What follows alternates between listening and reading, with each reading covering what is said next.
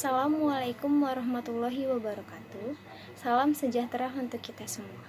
Di video kali ini, kami dari kelompok 5 akan membahas tentang utang obligasi dan investasi dalam obligasi yang dibimbing oleh Ibu Meita Sekarsari, SPD, MSAK.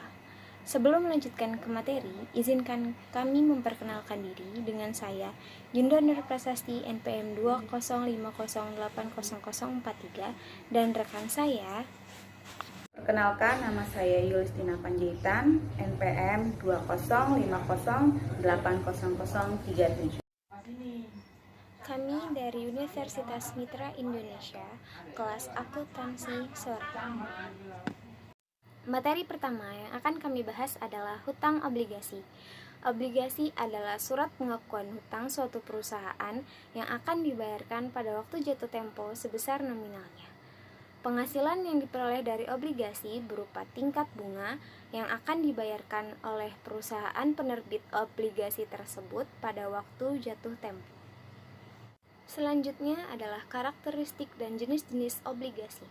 Karakteristik obligasi terdiri dari yang pertama, nilai obligasi atau jumlah dana yang dipinjam. Yang kedua, jangka waktu obligasi. Yang ketiga, principal dan coupon rate. Yang keempat, jadwal pembayaran. Dan yang terakhir, diterbitkan oleh perusahaan dan pemerintah. Kemudian ada jenis-jenis obligasi. Yang pertama, dilihat dari sisi penerbit, yaitu corporate bonds, government bonds, dan municipal bonds. Dan yang kedua, dilihat dari sistem pembayaran bunga, yaitu zero coupons, coupon bonds, dan fixed coupon bonds. Yang ketiga, dilihat dari hak penukar atau opsi, yang itu convertible bonds, exchangeable bonds, callable bonds, dan putable bonds. Dan yang terakhir dilihat dari segi nominal, yaitu conventional bonds dan retail bonds. Selanjutnya, ada keuntungan dan kekurangan atau risiko obligasi. Keuntungan dari obligasi, yang pertama, mendapatkan pendapatan tetap atau fixed income berupa kupon, di mana pemegang obligasi akan mendapatkan pendapatan bunga secara rutin selama masa berlakunya obligasi. Yang kedua, keuntungan atas penjualan obligasi atau capital gain. Di samping penghasilan berupa kupon, pemegang obligasi dapat memperjualbelikan obligasi yang dimilikinya. Selain memiliki keuntungan, obligasi juga memiliki kekurangan atau risiko. Yang pertama, interest rate risk. Harga dari sebuah obligasi akan berubah pada arah yang berlawanan dari perubahan tingkat bunga. Jika suku bunga naik, maka harga obligasi akan turun. Begitu pula sebaliknya. Yang kedua, reinvestment risk. Variabilitas pada tingkat reinvestment akibat adanya perubahan pada tingkat suku bunga. Yang ketiga, call risk. Sebagian perusahaan menetapkan untuk menarik atau membeli obligasi yang diberikannya pada harga dan waktu tertentu. Yang keempat, default risk. Default risk juga berkaitan dengan risiko gagal bayar. Artinya, risiko penerbit obligasi yang mengalami kebangkrutan. Ada beberapa contoh soal dari hutang obligasi. Salah satu contohnya, cara menghitung obligasi dengan harga nominal. Misalkan, PT XYZ menerbitkan obligasi 5 tahunan dengan pokok 5 juta rupiah. Bunga 10% yang dibayarkan per setengah tahun atau 6 bulan. Tingkat bunga pasar 10%, sehingga obligasi diterbitkan pada harga nominal. Bunga dibayarkan per setengah tahun, sehingga tingkat bunga nominal adalah 5% atau 10% per 2. Dan tingkat bunga pasar juga 5% atau 10% per 2. Jumlah periode adalah 10 atau 2 periode per tahun dikali 5 tahun.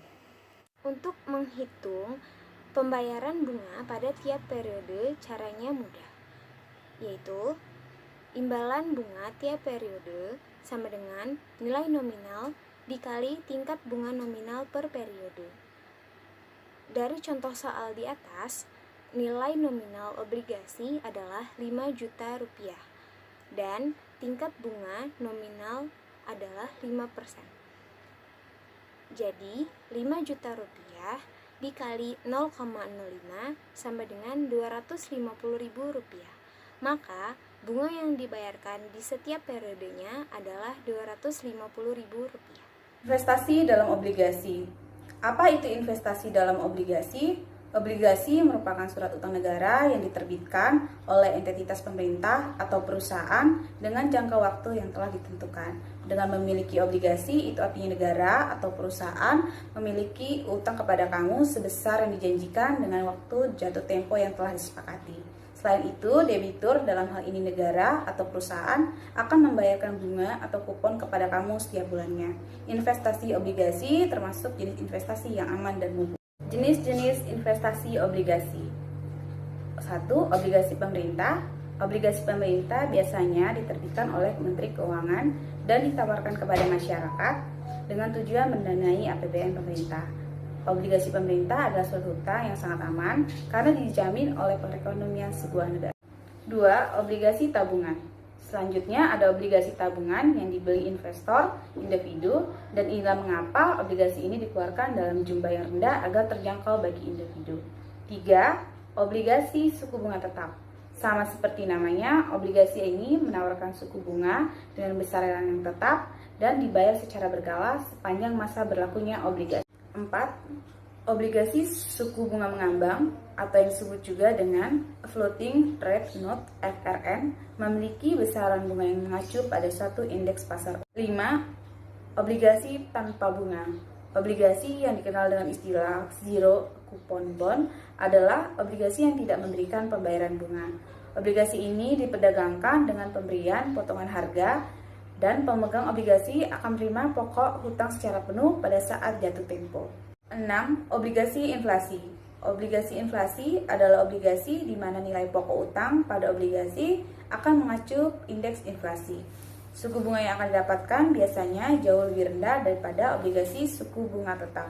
Dengan bertumbuhannya nilai pokok utang sejalan dengan inflasi, maka pembayaran pelunasan obligasi akan meningkat. 7. Obligasi korporasi. Obligasi yang diterbitkan oleh semua perusahaan dan obligasi jenis ini lebih beresiko daripada obligasi yang diterbitkan oleh pemerintah. Hal ini menjadi faktor mengapa obligasi jenis ini menawarkan tingkat pengembalian yang lebih tinggi.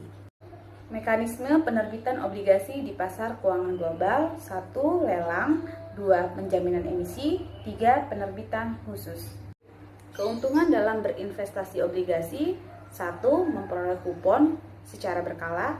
2. Mendapatkan capital gain saat menjual obligasi kepada investor umum di pasar sekunder. 3. Pasti dibayarkan kembali dengan tambahan retur atau kupon.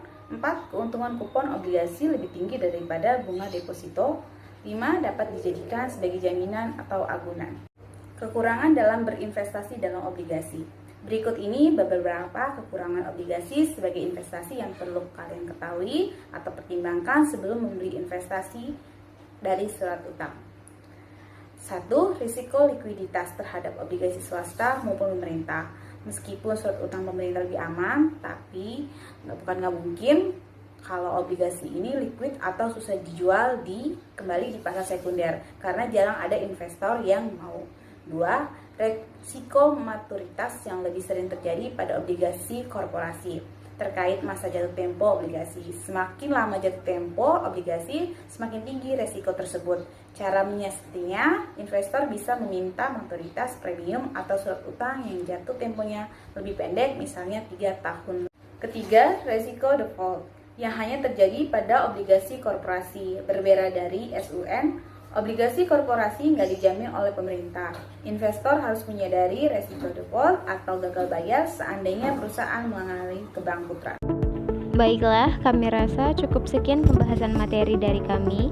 Apabila ada salah-salah kata, kami mohon maaf. Semoga apa yang kami sampaikan bermanfaat bagi kita semua.